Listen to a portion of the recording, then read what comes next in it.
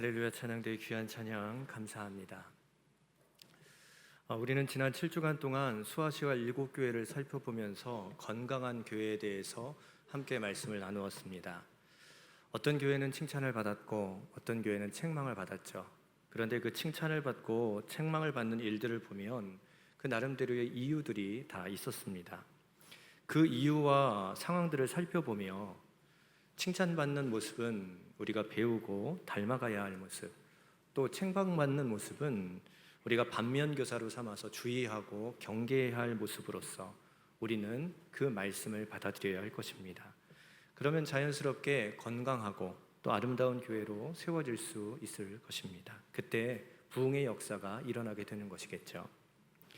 그런데 이렇게 성장하고 이렇게 건강한 교회를 추구하면서도 우리가 동시에 놓치지 말아야 할 것들이 있습니다. 그것은 우리가 교회라는 사실, 이 정체성을 잃어버리지 말아야 한다는 것이죠. 우리 한국교회는 세계에 유례없는 초고속 성장을 이루어냈습니다. 모두 하나님의 은혜입니다.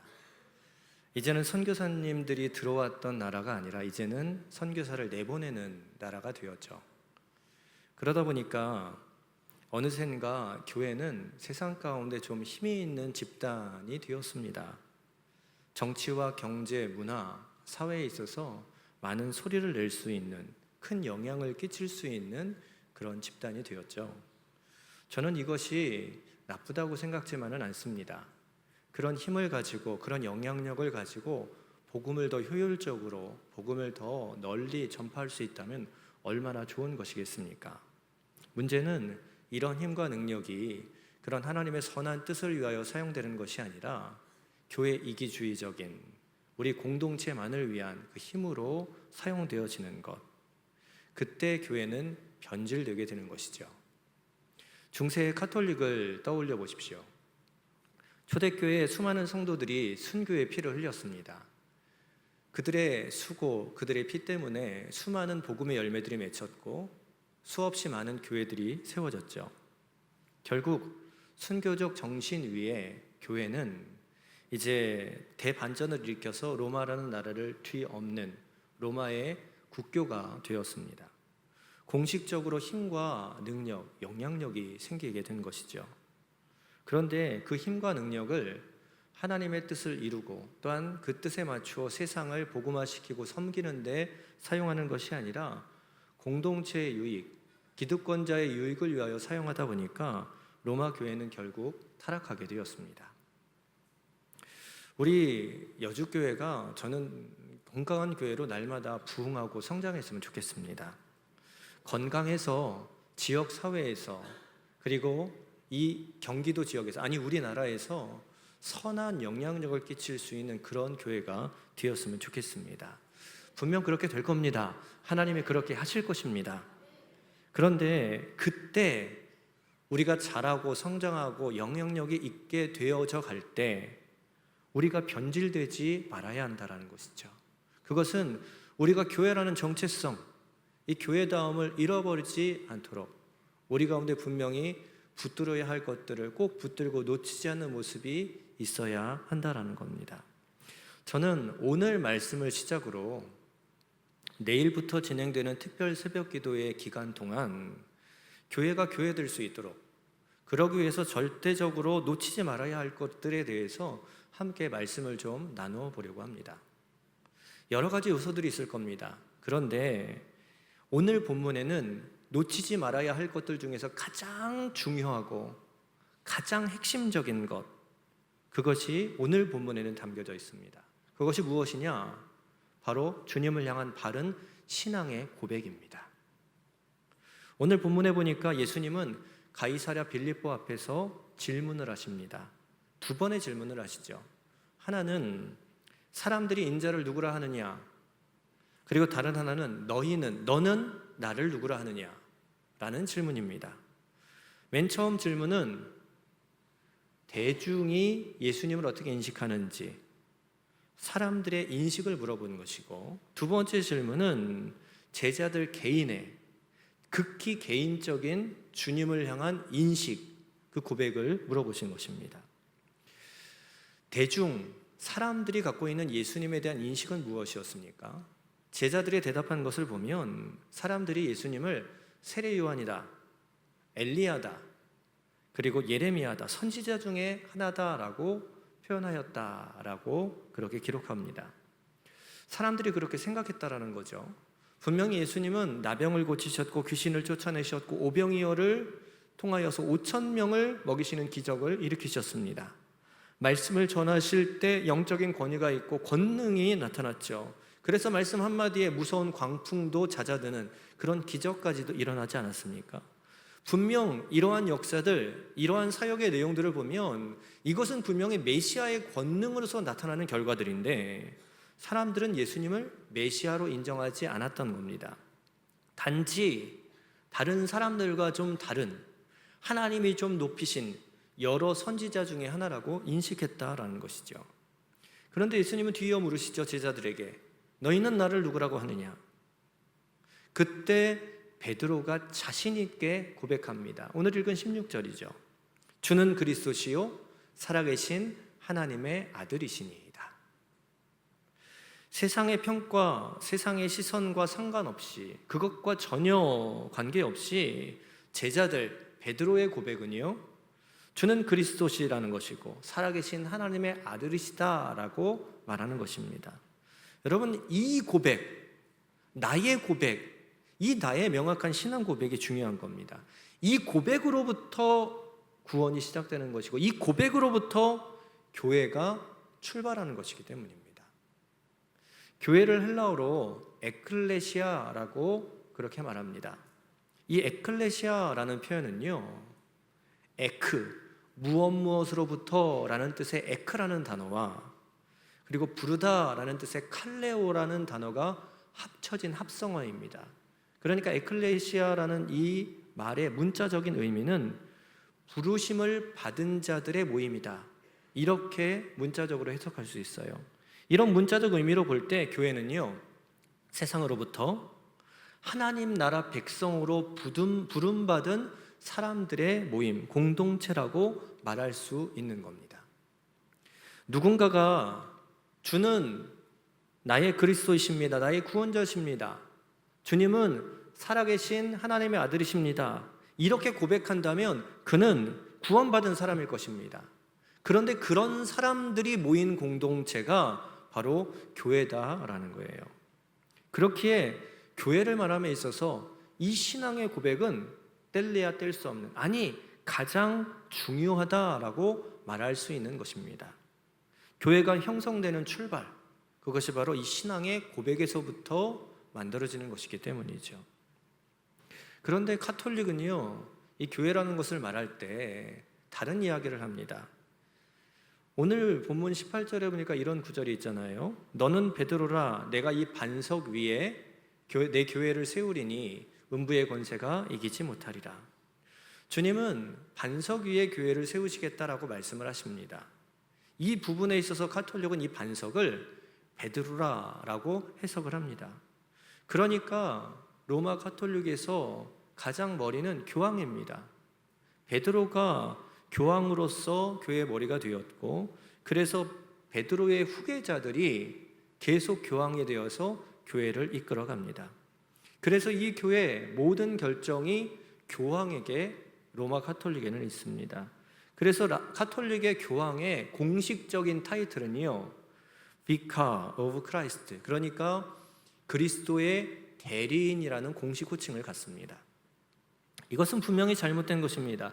교회는 베드로 위에 세워진 것이 아니라 베드로가 했던 신앙의 고백 위에 세워지는 겁니다. 즉 베드로와 똑같은 고백을 하는 자들이 하나님 안에서 모여서 이루는 공동체가 교회다라는 것이죠. 사도행전을 보십시오. 마가의 다락방에 성령이 임하셨을 때 그로 말미암아 초대교회가 태동하기 시작한 것 아닙니까? 그들이 성령을 받고 각기 다른 방언을 말하기 시작했습니다. 그런데 각기 다른 방언으로 했던 말, 언어만 달랐을 뿐 그들이 했던 말의 내용은 똑같이 하나님의 큰 일, 이것을 말했습니다. 하나님이 하신 큰 일이 무엇입니까? 예수 그리스도를 이 땅에 보내서 우리를 위하여 대신 죽게 하신 그 십자가의 사건, 죽으심을 이겨내시고 부활하신 그 사건, 이 사건들을 통하여 이루신 구원의 사역을 말하는 것 아니겠습니까? 주는 그리스도시요 살아계신 하나님의 아들이심이다 라는 이 고백의 내용이 그들 가운데 동일하게 있었다라는 것입니다. 제자들이 세상으로 나아가 복음을 전합니다. 그때마다 믿음의 사람들이 만들어지고 교회가 세워지게 되죠. 그런데 회개하고 구원받는 자들, 그들의 고백 속엔 언제나 베드로가 했던 이 신앙 고백, 주는 그리스도시요 살아계신 하나님의 아들이시다라는 명확한 신앙 고백이 있었다라는 겁니다. 이런 고백을 통해서 회개하고 돌이키는 개인의 구원의 역사가 만들어지게 되는 것이고, 동시에 그 같은 고백을 갖고 있는 그들이 교회로 모이게 된 것입니다. 그렇죠. 이런 고백에 동질감이 있었기 때문에 피가 다르고 문화가 다르고 살아온 환경이 다르지만 그들은 예수라는 이름 하에 구원받은 백성으로서 하나된 공동체를 이루며 형제와 자매라 부르며 함께 떡을 대며 날마다 모이기에 힘쓴 것입니다. 여러분, 이것이 교회됨의 출발이다라는 것이죠. 우리 교회가 이런 신앙의 고백 위에 출발했다라는 사실을 우리는 분명히 잃어버리면 안 됩니다. 교회가 언제나 건강하고 영향력 있게 성장하여야 하겠지만 이 출발이 되는 근본, 이 신앙의 고백들이 퇴색되면 교회는 변질될 수밖에 없습니다. 뿌리가 없으면 금세 흔들려 뽑혀지게 마련이기 때문이니까요. 그렇기에 우리 교회, 우리 신앙 언제나 주는 그리스도시요 살아계신 하나님의 아들이시니이다, 주님을 향한 명확한 신앙 고백이 우리 가운데 명확히 존재할 수 있는 축복이 있기를 소망합니다. 이 본질을 잊지 않고 살아가는 것이 교회여야 하고, 이 본질을 잊지 않고 살아가는 것이 신앙인이어야 할진데, 오늘 이 본질을 잊지 않기 위해서 저는 두 가지의 이 도전을 여러분들에게 하고 싶습니다. 첫 번째, 이 주님에 대한 신앙 고백을 잊지 않기 위해서는요, 언제나 우리의 삶의 주권을 주님께 올려드려야 한다는 거예요. 우리의 주권을 하나님 앞에 올려드려라. 오늘 베드로의 고백, 너무나도 하나님이 기뻐하시는, 주님이 기뻐하시는 고백 아닙니까? 주님은 그것에 대해 기뻐하시면서 이렇게 말씀하십니다. 17절을 보십시오. 예수께서 대답하여 이르시되 바요나 시몬아 네가 복이 있도다. 이를 내게 알게 한 이는 혈육이 아니요 하늘에 계신 내 아버지시니라. 분명 베드로의 고백은요, 주님이 기뻐하시는 고백이거든요. 제대로 된 신앙 고백입니다. 그런데 이 고백을 예수님은요, 베드로 스스로 한 것이 아니다라고 말씀하시죠. 이 고백 누가 알려주신 것이래요? 혈육이 아니라 하늘에 계신 아버지, 하나님께서 알게 하셨고 고백하게 하셨다라고 말씀하고 있습니다. 여러분, 우리가 결단해서 믿은 것 같지만요, 믿음도, 우리의 신앙의 고백도 이거 내 결단의 결과물이 아니고요, 하나님이 알게 하셨고 하나님이 하게 하신, 하나님께 주권이 담겨진 결과다라는 것을 주님은 말씀하시는 거예요. 우리가 하나님을 알려고, 믿으려고 연구하고 공부하고 분석하고 그래서 하나님을 알 수 있을까요? 아니요, 절대로 그렇지 않습니다. 하나님이 말씀을 통해 우리 가운데 드러내 주셔야, 하나님이 스스로를 우리 가운데 나타내 주셔야 우리는 하나님을 알 수 있습니다. 보여주신 것만큼만 알 수 있는 것이 우리의 모습이다라는 거예요. 우리가 주님을 알아가는 것, 그 주권도 내 노력의 결과가 아니라 하나님 안에 그 주권이 달려져 있다라는 겁니다. 구원도 마찬가지예요. 내가 믿어서 주어진 행위의 결과가 아니라는 거예요. 주님이 믿게 하신, 주님께서 주신 은혜의 결과라는 것이죠. 그렇기 때문에 구원을 가리켜서 은혜다, 선물이다 라고 표현하는 것입니다. 이러한 관점으로 볼 때 우리가 구원받은 것만이 아니라 우리가 교회의 일원이 되고 교회의 지체가 된 것도 내가 결단해서 나온 나의 행동의 결과가 아니라는 거예요. 교회가 된 것, 내가 교회의 지체가 된 것, 이 모두가 하나님이 주신 은혜의 결과고 그 주권은 하나님께 달려있는 것이다 라는 겁니다. 그렇기 때문에 우리가 성장하고 우리가 교회로서 아름답게 세워지고 더 큰 영향력을 발휘하기 위해서는 내 힘으로, 내 능력으로 이루어지는 것들이 아니라 주권자 되신 하나님께서 거기에 함께 하셔야 그 모든 성장과 부흥과 아름다운 열매들이 맺혀질 수 있게 된다는 거예요.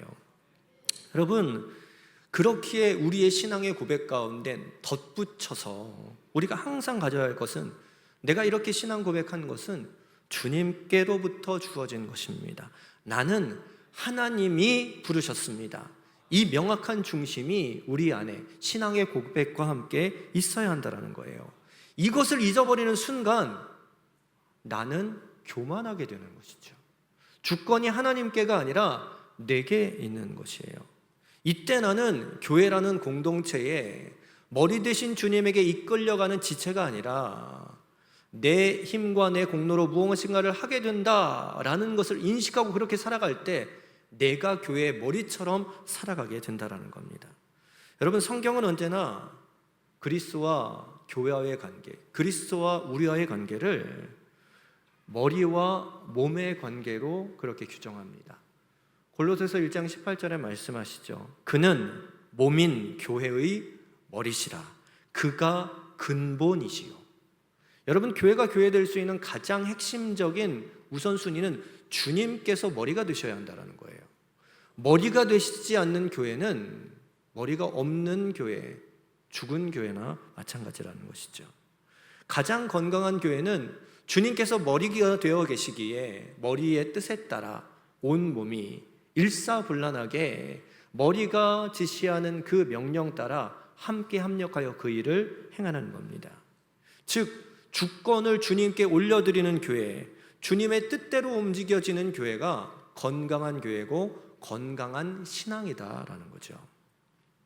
목적이 이끄는 삶으로 유명한 세들백 교회의 릭 워렌이라는 목사님이 있습니다. 그 목사님은 크리스찬들은 두 종류의 크리스찬이 있다라고 그렇게 언급합니다.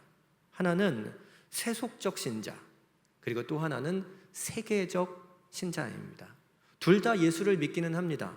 둘 다 구원을 받기는 했습니다. 그런데 세속적 신자는 언제나 자기 욕심을 위해서 하나님을 섬기는 자들입니다. 언제나 자기중심적입니다. 그러니까 기도를 할 때에도, 신앙생활하는 것도 내가 복받는 것, 내가 잘 되는 것, 나의 행복을 위하여서 신앙생활을 합니다. 그러다 보니까 주님이 원하시는 길을 걸으며 조금만 손해보는 길을 걷게 되면 이거 나랑 맞지 않습니다. 그 사람들을 위해서, 주님의 뜻을 위해서 기도하고 일하기 행하기보다 나만을 위해서 신앙생활합니다. 이게 바로 세속적 신자입니다. 주권이 하나님께 가 있지 않습니다. 나에게 있는 겁니다. 그런데 또 하나의 크리스찬은요, 세계적인 크리스찬입니다. 세계적 신자. 세계적 신자는 하나님의 뜻, 하나님이 우리의 신앙의 주권자이십니다. 그러니까 그 뜻에 따라 살려고 노력합니다. 그러니까 나의 테두리 안에서만 나를 위하여 살아가는 삶이 아니라 주님의 뜻대로 살아가려고 이 울타리를 넘어서는 겁니다. 나를 위하여 살아가는 것이 아닌 이것을 벗어나 남을 위하여, 상대방을 위하여 주님이 가라 하시는 곳을 향하여 세계적으로 그렇게 복음을 전하고 일을 하고 기도하는, 그래서 기도의 지경이 넓혀지고 내가 사랑하는 대상이 넓혀진 세계적인 신자, 하나님이 주권이 되는 삶을 살아가게 되는 겁니다. 하나님께 주권이 있는 성도는 바로 이런 모습이다라는 것이죠. 여러분, 이것을 교회에 적용하면 교회는 세속적 교회 그리고 세계적 교회로 나눌 수 있게 될 것입니다. 세속적 교회는 주님께 주권이 있지 않습니다. 우리에게, 나에게 주권이 있습니다. 그래서 이 테두리 안에만 있습니다.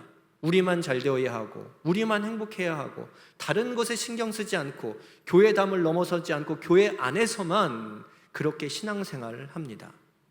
하나님이 기뻐하시는 모습은 아니겠죠. 세상과 담쌓고 우리 안에서 우리끼리의 즐거움을 가지고 살아가는 모습. 구원은 받았습니다. 교회이긴 합니다. 그런데 하나님의 뜻, 하나님의 주권이 아닌 우리 안에 주권이 있기에 그것은 하나님의 기쁨이 될 수 없는 교회, 세속적 교회입니다. 그러나 세계적 교회는 사람에게 주권이 있는 것이 아니라 주님께 주권이 있기 때문에, 머리 대신 주님이 명확하게 서 있기 때문에 주님이 머리 되셔서 우리에게 뜻을 주시고 그 뜻대로 행하게 하심으로 그 뜻을 이루며 나아갑니다. 교회의 크기와 상관없이 세계를 품고 위에 기도하고 또한 세계를 향해 복음을 전하는 선교사님들을 후원하고 크기와 상관없이 넓은 뜻을 품고 넓은 기도의 제목을 가지고 주님의 뜻을 행하는 교회, 그것이 바로 세계적인 교회입니다. 어디에 주권이 있느냐에 따라서 세속적인 신자와 세계적인 신자, 세속적 교회와 세계적 교회가 구분되듯 우리의 주권이 어디에 있는가 우리는 살펴봐야 한다라는 겁니다. 주님께서는 나의 그리스도이십니다. 나는 죽을 수밖에 없는 존재이나 나를 그곳에서 살려주셨고 나를 살려주신 내 생명은 이제 주님의 것입니다. 그 고백이 베드로가 했던 고백, 주는 그리스도시다 라는 고백 아니겠습니까? 주권을 하나님께 올려드리는, 주권이 하나님께 있다 고백하는 그 고백입니다. 이 주권이 하나님께 있다라는 이 중심을 가지고 우리의 신앙의 고백이 계속 유지될 때 우리는 우리의 뜻을 위하여 살아가는 사람, 우리의 뜻을 충족하고자 살아가는 교회가 아니라 주님의 주권을 따라 머리 대신 주님의 뜻을 행하는 아름다운 교회, 건강한 교회, 영향력 있는 교회로 바르게 세워질 것이고 주님의 기쁨이 될 것입니다. 오늘도 우리의 주권은 내게 있는 것이 아니라 하나님께 있습니다. 이 고백이 우리에게 필요하다는 것이죠. 또 하나 우리가 갖추어야 할 것이 있습니다. 그것은 시대의 흐름에 따라, 환경에 따라 우리의 마음을 빼앗기지 않아야 한다는 겁니다. 오늘 예수님은 베드로와 제자들에게 질문하시죠. 너희는 나를 누구라고 하느냐? 그런데 여러분, 이 질문을 어디에서 하셨습니까? 예수님은 이 질문을 가이사라 빌립보라는 그 지역 앞에서 제자들에게, 사람들에게 물으십니다. 가이사라 빌립보는 이스라엘의 최북단에 위치한 지방입니다. 헤르몬산 기슭에 있는 아주 비옥한 땅이죠. 구약시대에는 이 지역을 바알의 땅, 바알갓이라고 불렀던 곳입니다. 이곳이 그리스가 점령했을 때에는 그리스가 섬겼던 신 판의 이름을 따라서 판데니아라고 불렀던 곳입니다. 그런데 이제 로마가 다스렸던 이때에 헤롯 대왕이 다스렸을 때에는 이곳에다가 황제를 위한 신전을 지었고 그 아들인 분봉왕 빌립이 통치하게 되었을 때는 이때 이 도시의 이름을 황제에게 경의를 표하기 위해서 시저, 가이사의 이름을 붙인 가이사라라는 이름으로 개명하게 되었습니다. 그런데 가이사라라는 이름의 도시가 해안 지역에 하나가 더 있었습니다. 그래서 그 도시와 구별하기 위해서 자기의 이름, 빌립이란 이름을 덧붙여서 가이사라 빌립보란 이름으로 개명을 하게 된 것이에요. 그런데 여러분, 황제의 이름이 들어갔고 통치하는 왕 둘의 이름이 다 들어갑니다. 그 도시에 황제의 이름과 왕의 이름이 다 들어가기 위해서는 그만큼 그 도시가 이름에 걸맞는 도시가 되어야 하는 거예요. 위용이 있어야 하는 겁니다. 그러다 보니까 이 가이사라 빌립보는 어느 도시보다 화려하고 위용을 자랑하는 도시였어요. 이 안에는 헤롯 대왕 때 만들어진 황제를 숭배하는 신전이 있었고 또 크고 웅장한 석상들이 즐비했으며 지식과 지혜의 보고라고 불리는 도서관도 그 도시 중앙에 자리 잡고 있었습니다. 이런 화려한 도시, 위용을 갖춘 도시 앞에서 예수님이 물으시는 거예요. 너희는 나를 누구라고 하느냐? 여러분, 좀 그림이 이상하지 않습니까? 예수님은 사역을 하시면서 제대로 된 곳에서 주무신 적이 별로 없습니다. 넉넉하게 살지 않으셨습니다. 그래서 제자들과 함께 사역하시면서 밥을 먹을 때도 사람들에게 얻어먹기를 쓰셨고 그리고 다른 사람들 집에 거하시는 것이 대부분이었습니다. 예수님이 당시에 하셨던 사역의 내용들에 비해서 예수님의 행색은 너무 초라했을 것이고 보기에도 형편없었을 것입니다. 어떻게 보면 예수님의 행색, 제자들의 모습은 노숙자, 그지꼴이었을 거라는 거죠. 그런데 그 초라한 모습으로 너무나도 크고 위용이 있는 너무나도 화려한 도시 앞에서 제자들에게 물으시는 겁니다. 나 누구 같니? 너는 내가 보기에 누군 것 같아? 예수님 물으시는 거예요. 사람들은 예수님의 그런 비교되는 그 모습을 보면서 누구도 예수님을 메시아라고 생각하지 않고 있는 상황이에요. 그러니까 사람들이 더러는 세례 요한, 더러는 엘리야, 더러는 예레미야와 같은 선지자 중에 하나라고 다 인식하고 있는 상황입니다. 이게 대중의 여론이에요. 그렇게 능력을 보여주셨지만 예수님은 그냥 뛰어난 사람 중에 하나지. 절대로 메시아로 인정하지 않는 사람들의 생각, 그런 시선과 여론이 그렇게 팽배해져 있고 그것이 정설처럼 여겨졌던 그때다라는 겁니다. 그런 환경 속에서, 그런 배경 속에서 예수님은 제자들에게 물으시는 거예요. 너는 나를 누구라고 하느냐? 여러분, 이런 분위기에 휩싸이면요, 이런 소리에 귀 기울이면 절대로 주님을 그리스도라고 고백할 수 없습니다. 고백했다 할지라도 분위기가 달라지면, 상황이 달라지면 이런 고백이 잘 나오지 않게 된다는 거예요. 요새 교회가 참 많은 공격을 받습니다. 교회에 대한 시선이 많이 달라졌죠. 교회가 이상한 집단같이 여겨지는 시대에 우리는 살고 있습니다. 코로나 때 더 극심해지지 않았습니까? 코로나 시절에 제가 이제 사택을 이사를 했던 그런 경험이 있어요. 이사를 할 수밖에 없는 환경이 되었거든요. 교회가 넉넉지 않아서 사택을 새로 들어서 살고 있었어요. 근데 집주인이 좀 옮겨달라고 해서 옮기게 되었단 말입니다. 그래서 집을 보러 가는 중에 괜찮은 집을 발견한 거예요. 그래서 이 집으로 했으면 좋겠다.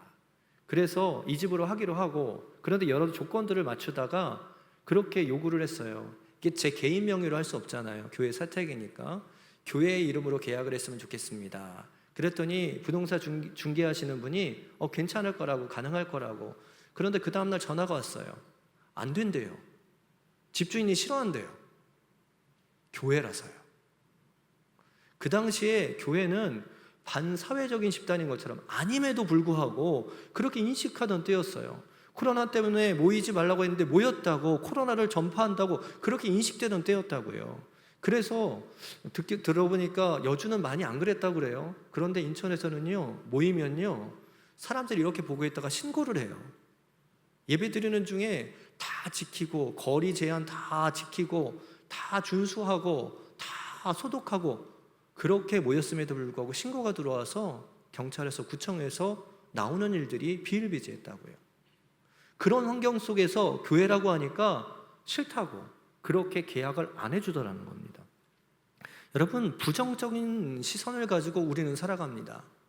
그러다 보니까 내가 교회 집사입니다, 내가 교회 장로입니다, 권사입니다, 목사입니다 라고 말하는 것이 참 불편한 시대가 되어버렸다는 거죠. 시대가 교회를 폄하하고 부정적인 시선을 갖습니다. 그러다 보니까 젊은 세대는 점점 믿는 사람들이 줄어들고 있죠.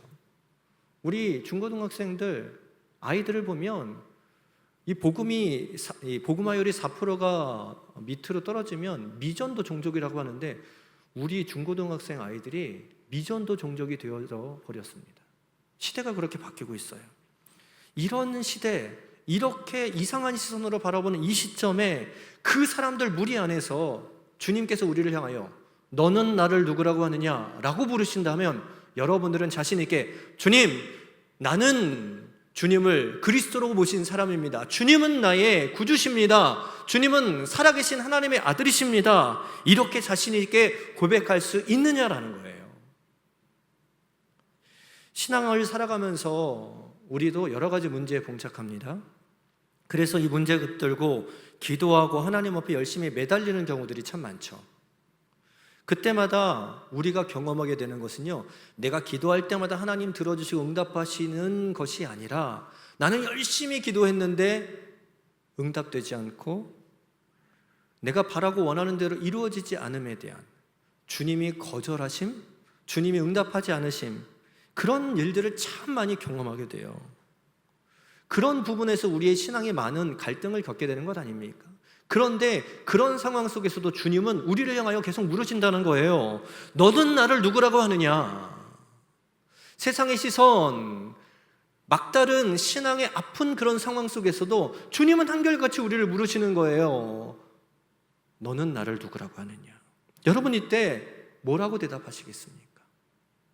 주님은 그런 상황 속에서도, 그런 환경 속에서도, 그런 막다른 길목에 있을지라도 우리의 신앙 고백이 흔들리지 않고, 그곳에 마음 빼앗기지 않고, 그곳에서도 주는 그리스도시요 살아계신 하나님의 아들이시니이다, 이 고백을 할 수 있는 신앙과 그런 결단의 사람들이 되기를 하나님은 원하신다라는 거예요. 사단은 여전히 환경을 통해서, 여전히 사람을 통해서, 여전히 사건을 통해서 우리들의 마음, 우리의 신앙의 고백을 자꾸만 흔들어 놓을 것입니다. 주님은 살아계신다고 하는데 왜 나의 삶 가운데는 응답이 없는 걸까? 주님은 살아계신다고 하는데 예수 믿는 우리는 이런데 왜 저들은 저렇게 흥하게 하는 것일까? 왜 환경은 어려워지는 것이고 왜 아픔은 우리에게 있는 것일까? 우리는 수많은 질문 가운데 하나님이 살아계시지 않는 것은 아닌가? 우리의 신앙 고백이 흔들리는 경우들이 너무나도 많다라는 것이죠. 그런데 여러분, 그때에도 굳건하게 우리의 믿음은 지켜져야 합니다. 우리의 신앙의 고백은 지켜져야 합니다. 주님, 그럼에도 불구하고 주님은 살아계셔서 역사하시는 살아계신 하나님의 아들이십니다. 주님은 나를 죄악에서 건져주시고 아픔에서 건져주실, 우리의 산성 되시고 우리의 도움 되실 주는 구원자 메시아 그리스도이십니다. 이 명확한 고백이 우리의 삶 가운데 의지적으로 우리의 안에 명확하게 있게 되기를 소망합니다. 환경에 휘둘리지 말고, 분위기에 휘둘리지 말고, 사건에 휘둘리지 말고 이 명확한 신앙 고백을 갖고 있으면 주님은 살아계시기 때문에 그 신앙의 고백을 가진 우리를 이길 수 있도록 주님께서는 분명히 역사하실 것입니다. 오늘 본문 18절 분명히 말씀하시지 않습니까? 또 내가 내게 이르노니 너는 베드로라, 내가 이 반석 위에 내 교회를 세우리니 음부의 권세가 이기지 못하리라. 우리를 무너뜨리려고 신앙의 고백을 흔들어 놓는 사단의 계획 가운데에서도 여러분, 이 신앙의 고백을 지키며 나갈 수 있는 여러분들이 되시기를 원합니다.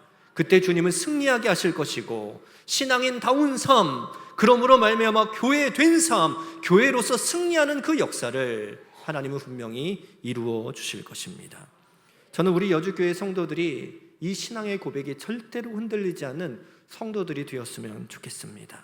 그 믿음의 고백들이 지켜져서 날마다 머리 대신 주님의 주권 아래에서 주님의 뜻을 행하는 성도들, 그런 교회들이 되기를, 또한 그러므로 말미암아 어떠한 상황 속에서도 이 명확한 신앙 고백으로 연약한 믿음의 사람들, 후배들, 믿음의 공동체 가운데 힘을 주고 위로를 주고 격려를 주고 본이 되어줄 수 있는 아름다운 교회로서 주님의 기쁨이 되고 주님의 도구가 되어 사용되는 귀한 축복이 우리 여주교회 가운데 있게 되기를 소망합니다. 여러분 모두가 그런 고백으로 함께 달려가기를 주님의 이름으로 간절히 축복합니다.